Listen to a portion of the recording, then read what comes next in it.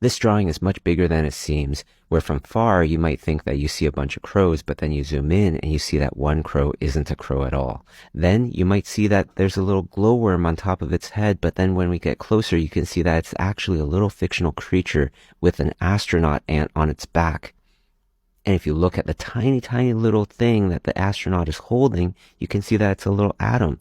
But what's a tiny, tiny little atom to us might be bigger than the world to someone else. And if we zoom in to the electron in that atom, we can see that there's a whole other world inside that leads to an observatory, that leads to some amoebas looking out into the distance.